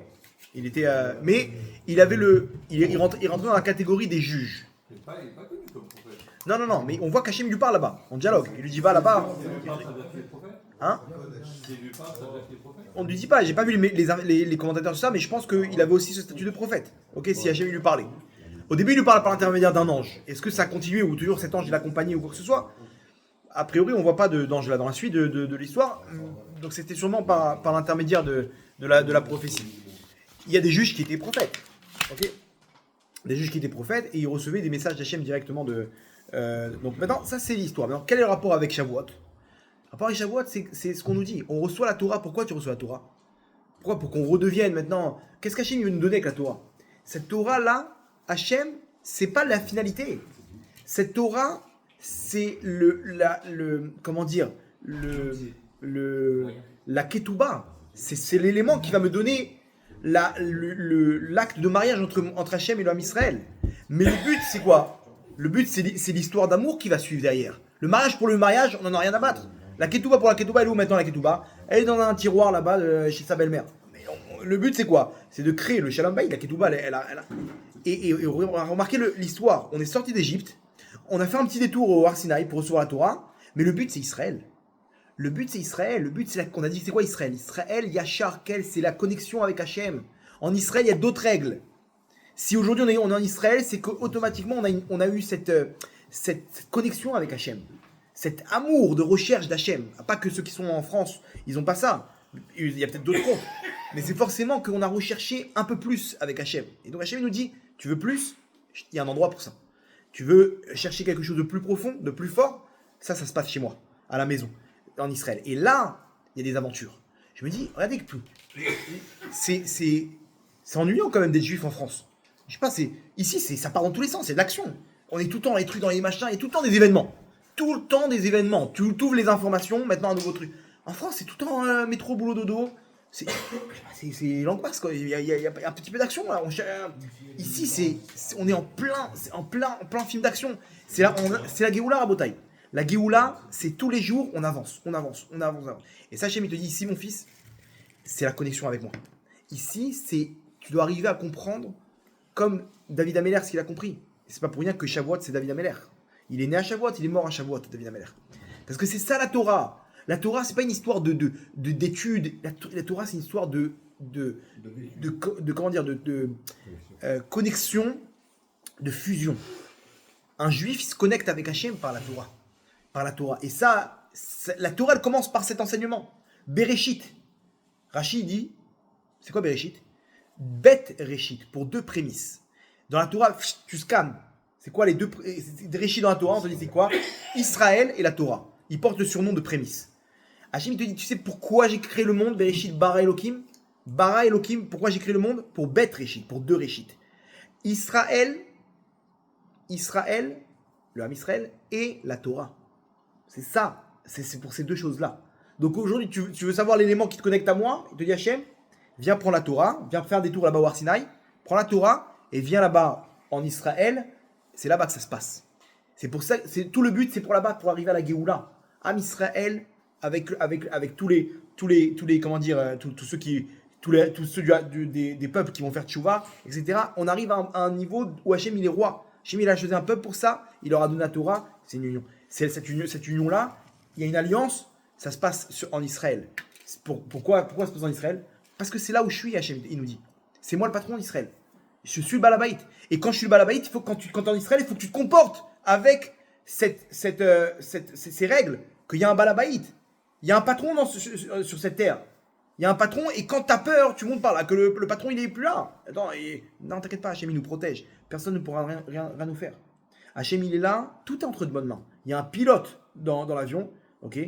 Et on avance. Attends, mais comment? Laisse tomber tes roucottes, laisse tomber tes lois. Et on n'a plus les B-52 maintenant. Ils ont envoyé en. Mais on a besoin de ça pour Hachem, en 2 secondes, il peut te faire un scénario là-bas où tout explose. En 2 secondes, Hachem peut faire un scénario où, de la même manière qu'il y a eu la révolte, ok, iranienne, il y a la même maintenant. Il vient un mec de l'intérieur, boum, il met une balle dans la tête à l'autre, tac, tac, il récupère le pouvoir. C'est terminé. Il dit on veut pas de bombe atomique, nous on veut pas de guerre, on veut que de l'oseille. Envoyer les dollars, on récupérer les centrales. Attends, on a pas une balle, ils ont tiré. Il y a des scénarios comme ça qui existent ou pas? Ça s'est produit en Iran. Hachem peut faire le même scénario inverse. Les ayatollahs ils tombent, révolution truc, c'est terminé. C'est terminé, Rabota, ils s'en tirent une seule balle, un seul missile. Attends, ils ont pendant 25 ans, ils ont créé les plus hautes technologies, le Mossad, ils ont mis tout ça pour rien. Ouais, je te dis c'est moi qui m'occupe du reste.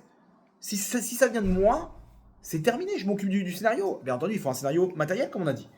Ok, c'est pas les bisounours. Il faut que ça vienne avec des règles de ce monde-là. Hachem dit tout est entre mes mains. Faites-moi confiance. Juste donnez-moi la force. Montrez-moi que c'est moi le patron. Et à ce moment-là, je prends les règles de ce monde. Ça se passe comment? 2 mots. Merkavot, Gidon. À partir du moment où tu es un Merkava, tu es un char, c'est-à-dire que tu t'annules à quoi? À cette lumière de Gidon qui était Hachem, je suis avec toi. Je pars l'herbe Bekochachazé au Shata Israël. Avec cette force de Emouna, tu peux libérer l'âme Israël. C'est comme ça que ça marche en Bretagne. Et pour ça, il faut arriver à récupérer la Torah en chemin pour arriver en Israël. Donc on te fait une petite station là-bas. Ok, on récupère la Torah, mais reste pas au Har Sinaï. C'est la galoute le Har Sinaï. Prends cette Torah et amène-la en Israël. Ça c'est une Torah de Géoula. C'est une Torah qui amène Hachem vers sa royauté, qui amène Hachem vers le plan de la Géoula qu'on attend Berachamim Bezrat Hachem. On va terminer avec une petite histoire. C'est bon là, on est dans le... Alors, on a bien... Avant la petite histoire, juste en tête le raisonnement là, par rapport aux chiffres de l'époque, où il était donc de moins en moins nombreux, 300 face à 300 000. Aujourd'hui, si on compare, sur les 14 millions de juifs dans le monde, on est à la moitié en Israël, parce que si j'ai bien compris, on approche du moment où il y a plus de juifs finalement en Israël que partout ailleurs. Et il y a 7 milliards d'êtres humains sur la planète. Donc si effectivement toutes les nations du monde entier se comptent contre nous, on est exactement pareil. On est à 1 pour... on est à 0,1 pour 1000. Ouais. On est à 1 pour 1000. Ah, tu veux faire la comparaison par rapport à ça? Ouais, très bien. Exactement. Que nos ennemis, c'est déjà pas mal. Razak. La du monde entier prend que nos ennemis. Mais enfin, il y a une évidence que on n'a pas l'air de voir. Le Hezbollah, il avait 250 000 missiles balistiques. Il pouvait détruire Israël du nord au sud, entièrement le raser. Il y a eu l'histoire des beepers, ça a tout bouleversé. Voilà, ça c'est un miracle caché quoi. Mais on peut... Voilà, mais on peut toujours tomber dans le piège. On peut toujours tomber dans le piège et dire non, c'est le Mossad, c'est machin, etc. Machin, c'est, même la Syrie, ils ont disparu de la circulation d'un coup. Ça, nous, on est conscient. On est conscient qu'Hachem, il est intervenu ici. D'un autre côté, on peut toujours se tromper. Pourquoi? Parce qu'Hachem, il veut nous laisser le libre arbitre. Il veut qu'on ait les deux chemins devant nous. Mais comment on peut expliquer que en fait, on vit une vie en Israël hors norme, miraculeuse tous les jours? Parce que si on prend le scénario qu'on vit là depuis quelques années, dans un autre pays, c'est complètement surréaliste ce qu'on vit. C'est-à-dire on nous dit, voilà, préparez-vous, il y a un missile qui arrive dans 5 minutes, j'ai encore le temps de faire une lessive, je fais ci, je fais ça. c'est vrai. Et à chaque fois, non mais c'est vrai, et à L'Iran, chaque la fois on est première fois- protégé. La première fois qu'ils ont Je attaqué me l'Iran, demande c'est ça. qu'est-ce qu'il faut de plus Tu l'as fait vite, au peuple pour se réveiller, avoir la Emouna. Ça veut dire c'est déjà ça. On se rend pas compte parce qu'on n'en parle pas assez. On dit le dôme de fer, mais le dôme de fer c'est la main de Dieu cachée. Ouais, c'est ça. C'est-à-dire, c'est un truc qui règle, ça n'existe même pas dans le monde. D'ailleurs, les Donc États-Unis, c'est Manache la main Voilà, de Dieu, c'est- ça existe que ici. Oui, mais C'est t'es complètement d'accord avec moi réel. que quelqu'un qui n'a pas la Emouna, il peut très bien te trouver un scénario matériel et dire non, attends, nos ingénieurs ils sont bons. Alors, pourquoi ça existe que ici? Alors non, parce qu'il faut qu'on ait le libre arbitre. La Emouna, il ne faut pas qu'Hachem nous la donne. Il faut que nous, on la crée. Ouais, mais Et pour ça, il faut nous qu'on... envoie quand même pas mal de choses hors normes. Bien sûr, bah nous, Baruch Hashem, on est monté sur le bateau, mais il y a encore nos frères là-bas. Le 7 octobre, ils voulaient nous attaquer de tous les côtés aussi. Voilà. C'est ça, miracle. D'accord, mais d'un autre côté, il y en a qui peuvent toujours se tromper, et Hachem, il leur laisse le temps encore d'y arriver. À la fin, ça va être tellement fort, les miracles qu'il y aura à la fin des temps, que tout le monde va faire tchouva. Maintenant, il y en a qui vont faire tchouva, il y en a qui vont comprendre cette connexion avec Hachem, la grandeur d'Hachem, par leurs propres moyens, comme on l'a fait aujourd'hui. Ok, on a pris cette prise de conscience. Il y en a qui n'ont pas encore pris cette prise de conscience. Ne vous inquiétez pas, ça va venir. Il y aura moins de mérite, parce que ça sera flagrant à ce moment-là. Ok. Écoutez cette histoire. L'histoire de Noach Hertz. Je ne sais pas si vous avez entendu parler. Un pilote un pilote israélien à l'époque de la guerre de Kippour. Il se retrouve 2 mois avant la guerre, il finit son service. Et en plein Kippour, il voit des avions et tout, il comprend que c'est la guerre. Il se rend dans sa base et il part.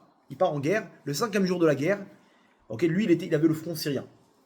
Le 5e jour de la guerre, il reçoit avec un autre avion. Il avait un F4 Fantôme à l'époque.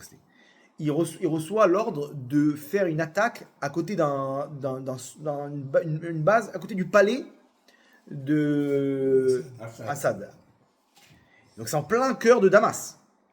Hyper dangereux. Mais entendu, il raconte que la technique, c'est de voler pour éviter les radars, de voler à basse altitude. Et le problème, c'est quoi? C'est que pour bombarder, tu peux pas être à basse altitude. Tu es obligé de prendre de l'altitude, d'envoyer la bombe et partir. Et là, c'est le danger. Le danger, c'est quand tu prends de l'altitude, là, tu es repéré par les radars. Et si les mecs, ils arrivent à te toucher, c'est terminé. Donc, il arrive jusqu'à Damas. Il arrive devant la cible. Il raconte, il dit, je prends de l'altitude. Et dans mon cœur, j'espère que je vais les surprendre. Parce qu'ils vont voir dans le radar, tout de suite, ils vont envoyer. J'espère d'ici là avoir terminé le travail. C'est une question de quelques secondes. Il prend l'altitude, il voit la cible, il envoie une bombe. Et boum, il entend un missile sur le côté sur le flanc droit. Il perd connaissance. Il perd connaissance dans l'avion. Et il arrive à reprendre inconsciemment connaissance. Et il voit son avion droit vers l'explosion, vers la chute. Il déclenche le siège éjectable. Ouais, vous êtes au taquet là. Il déclenche, c'est-à-dire, il raconte, il dit encore 3 secondes, même s'il avait déclenché, je serais mort. C'était trop tard. Il y a une procédure que après le temps qu'il s'ouvre, le parachute, etc., c'est terminé. Il déclenche, au pile au moment, il raconte après comment tous les miracles d'Hachem, quand Hachem il a fait réveiller juste au moment de truc, il déclenche, il se fait éjecter. Et le temps que ça se déclenche, etc., il repère connaissance, il se fait réveiller par la chute sur le sol. Deuxième miracle, il tombe en Syrie. Deuxième miracle, c'est que c'est des soldats syriens qui l'ont rattrapé. Et pas des civils. Parce que les civils, ils auraient lynché, comme ils savent le faire. Les soldats, non, ils savent que ça a de la valeur, un pilote israélien. Il a été récupéré, donc il s'est réveillé après à l'hôpital, 3 jours plus tard, avec une jambe en moins. Là-bas dans la chute, il a perdu sa jambe. Il a perdu sa jambe, ils l'ont enlevé la jambe, au-dessus du genou. Et il sent des douleurs, mais terribles. Ils l'ont là-bas, imaginez-vous, ils l'ont pas... Il fallait vite le mettre en prison, etc. Donc ils ont fait le travail rapide. Ils l'ont jeté en prison quelques jours plus tard. Donc c'est des médicaments sur médicaments, des calmants sur calmants. Ils l'ont jeté en prison. Imaginez-vous, on vient de l'amputer une jambe. C'est les bandages. Il racontait que c'était des petits infirmiers qui venaient lui changer le bandage. Il voyait des mecs qui n'avaient jamais vu une chose pareille, quoi. Un truc, même quand il est rentré en Israël après, ils ont dit c'est un miracle. Même si tu as toutes les conditions qu'il faut dans le meilleur hôpital, c'est compliqué. Là, il était en prison, il perdait son sang là-bas en prison, il changeait les bandages, les machins, etc. Il souffrait sa tête, vraiment, des souffrances, des douleurs. Dès que les calmants il partait, il sentait la douleur. Terrible. Il perd une jambe, c'est... Bref, il raconte qu'ils ont attendu quelques jours et tout, dans une pièce là-bas fermée. Et ils l'ont ramené maintenant pour enquêter. Ils ont ramené face aux enquêteurs. Alors maintenant, des claques, des coups de poing, des tortures. Il lui ont rentré là-bas des trucs, avec des pinces, ok, branchées à des sources électriques. Et dès qu'il répondait ou il hésitait, il appuyait sur un bouton, il recevait dans les yeux des courants électriques. Il disait ça, c'était le pire. Il lui rentrait entre les ongles des lames en feu. Il était dans le feu, il rentrait le truc dans l'intérieur. Imaginez-vous la peau à l'intérieur de. Bref, et lui il leur raconte des trucs qu'il sait, il y a des trucs qu'il sait pas. Et il se fait martyriser le pauvre, il se fait torturer. Et à un moment il rentre, il y a un enquêteur qui vient. Bon, il était habitué, il a passé des sales jours et tout, il a raconté ce qu'il pouvait raconter, il a caché ce qu'il pouvait cacher. Et il y a des enquêteurs qui viennent, il voit, il dit, celui-là il ne le connaît pas. Il attrape et il lui met des coups de poing sur coups de poing. Il lui dit, je te demande une question, aucun rapport avec les bases et les machins et l'armée de l'air. Une seule question. Pourquoi vous avez volé notre terre? Tu peux me répondre?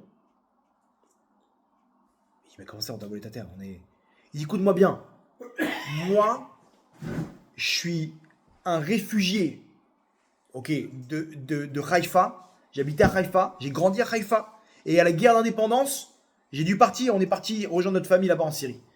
Et voilà, j'ai vu. Pourquoi vous, jusqu'à aujourd'hui, je me pose cette question. C'est quoi votre motivation de nous voler notre terre? Il lui dit, écoute, on était là, on a gagné la guerre. Il dit, comment ça, tu viens de quel pays?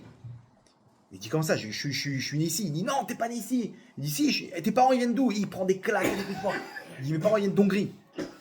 Il dit, alors voilà, tu viens d'Hongrie, moi, c'est des générations en génération, on est ici. Et il lui dit, tant que tu me répondras pas, je vais te massacrer. Et il raconte, il dit, je savais pas quoi lui répondre. Ça, c'est l'histoire. 6 mois plus tard, il a été libéré. Juste après le Seder de Pessah qu'ils ont fait là-bas en prison, ils leur ont ramené des matzot, des machins avec tout, ils se sont retrouvés tous les pilotes et tout. Et cette question, elle lui reste sur le cœur. Il sort de prison, il retourne en Israël, ils font un échange de prisonniers. Il rentre en Israël, il pose la question à des gens. Les gens ils disent non, mais il dit non, mais lui, il était avant nous, il habitait là. Comment t'expliques ça? Personne ne lui donne de réponse. Il dit, il m'a fait mal. Il m'a plus fait mal avec sa question qu'avec ses coups, ce général. Il sait quoi, je vais demander aux religieux. Il n'était pas du tout, lui, il a grandi dans les kibbutz, aucun rapport. Il va à Bnei Brak, il prend le bus, il attrape le premier venu. Il lui pose la question. Il lui dit, tu peux pas répondre à cette question, toi. Il dit, pourquoi? Il dit, toi, tu peux répondre à la question? Il dit, oui. C'est écrit dans la Torah noir sur blanc. Il lui dit, il fallait lui répondre exactement ce qui est écrit au tout début de la Torah. Cette terre, elle appartient au Ham Israël. Et le Rachid, là-bas, le premier Rachid, dit un jour, les goïms, ils vont vous poser cette question. Ils vont vous dire pourquoi vous avez volé cette terre. Et vous leur répondrez, cette terre, c'est moi qui l'ai créée et je choisis de mettre qui je veux ici. Pourquoi? Parce que ça m'appartient. La terre d'Israël, elle appartient à Hachem. Et Hachem, il demande une chose, mes enfants. Faites-moi confiance. Alors à ce moment-là, je vous donnerai tout ce qu'il faut. Je vous donnerai tout ce que vous avez besoin. C'est pour vous que j'ai créé le monde. Pour un but, que vous fassiez de moi un roi sur terre, aux yeux des peuples du monde. Maintenant, quand tu n'as pas la Torah, tu ne peux pas répondre à cette question. Quelqu'un qui n'a pas la Torah, je ne sais pas ce qu'il fait en Israël. Qu'est-ce que tu fais? T'es un voleur, tzaddik. Qu'est-ce que tu fais? Quand il prend la Torah, il dit, moi je suis un voleur. Cette terre, moi je suis locataire de cette terre. Cette terre, elle appartient au propriétaire. C'est qui le patron de cette terre? À qui elle appartient cette terre? À Kadosh Baruch Hu. Et Hachem te donne une chose, mon tzaddik, je t'en supplie, ne me trahis pas. Sois avec moi. La Géoula, c'est les montagnes russes. Si tu n'as pas confiance en moi, on ne pourra jamais gagner la guerre. Alors qu'est-ce que je fais? Marquez votre guidon. À travers ces deux mots-là, maintenant, on a compris ce soir le message qu'Hachem me transmet. Tu dois être Merkava, tu dois t'annuler. Laisse-moi prendre le contrôle. Je vais tout faire dans cette guerre.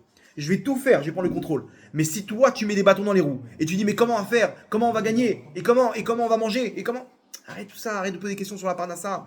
La parnassa va venir jusqu'à toi. Et si tu poses pas de questions, t'inquiète pas, n'aie pas peur.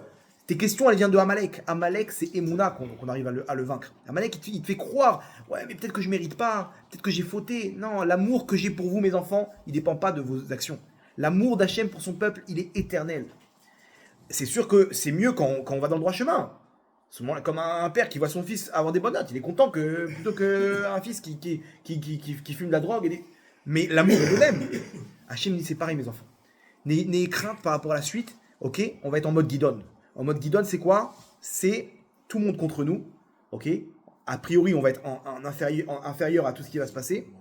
Mais vous inquiétez pas, à la fin, je vais intervenir. Et pour ça, l'herbe Bekorachazé va avec cette force de Yédé Emouna, de te connecter avec moi, comme un Merkava, il est connecté avec son cavalier. Veoshata est Israël. Et à ce moment-là, on va libérer l'homme Israël. Cette délivrance qu'on attend, Bézat Hashem. ברחמים גדולים ברוך אדוני לעולם, אמן ואמן. חזק וברוך. רבי חנן בן הקשה אומר, רצה הקדוש ברוך הוא לזכות ישראל לפי רבי בעל תורה מזו שנאמר, אדוני חפץ למען צדקו יגדיל תורה וידיר.